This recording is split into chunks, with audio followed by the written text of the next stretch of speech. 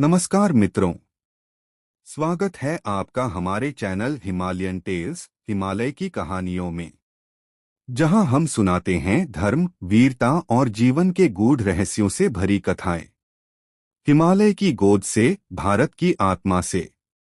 आज हम सुनाने जा रहे हैं बलशाली किष्किंधा-पति बाली के बल, अभिमान और श्राप की कथा, जो हमें सिखाती है बल से बड़ा है धर्म और अहंकार का अंत सदा विनम्रता के आगे होता है।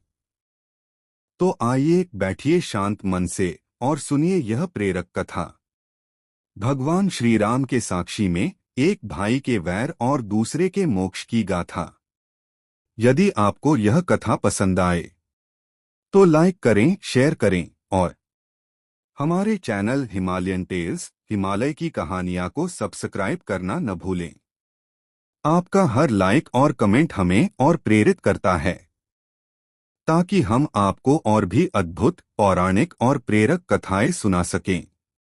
एक समय की बात है, अयोध्या से बहुत दूर दक्षिण के पर्वतों के बीच किष्किंधा नगरी स्थित थी। वहां पर वानर राज बाली का शासन था, एक बलशाली, पराक्रमी और तेजस्वी वानर, जिसकी भुजाओं के बल से देवता तक भयभीत रहते थे। बाली का भाई था सुग्रीव, शुद्ध हृदय और धर्मनिष्ठ। दोनों में बचपन से ही अपार स्नेह था, परंतु नीति की चाल ने इस स्नेह को एक दिन वैर में बदल दिया। देवलोक में एक अत्यंत शक्तिशाली राक्षस रहता था, दुंदुभी। वह राक्षस राज मायावी का पुत्र था और उसने कठोर तप करके भगवान ब्रह्मा से अपार बल का वरदान पाया था। इस वरदान के कारण वह स्वयं को तीनों लोकों में अजेय मानने लगा।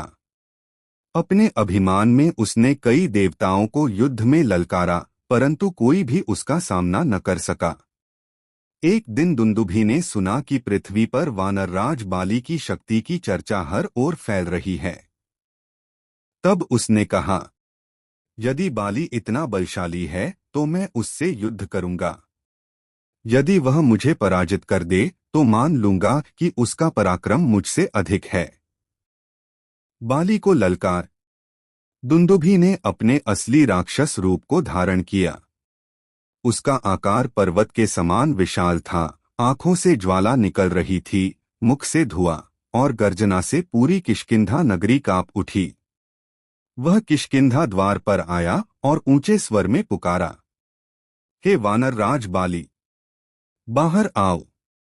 मैंने सुना है तुम वीर हो, आओ मुझसे युद्ध करो। बाली उस समय अपने सभा भवन में था। उसने दुंदुभी की गर्जना सुनी तो मुस्कराया।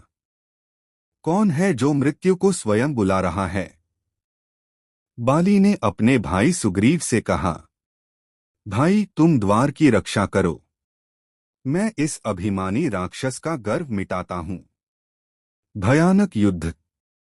बाली ने बाहर आकर दुंदुभी को देखा, पर्वतसा शरीर, भयंकर मुख और ज्वलित नेत्र। दोनों में भयानक युद्ध छिड़ गया। वज्र जैसे घूंसे, गर्जनाओं की प्रतिध्वनि से पर्वत गूंज उठा। कभी दुंदुभी अपने विशाल भुजाओं से बाली को पकड़ता, कभी बाली उसे चट्टान पर पटक देता।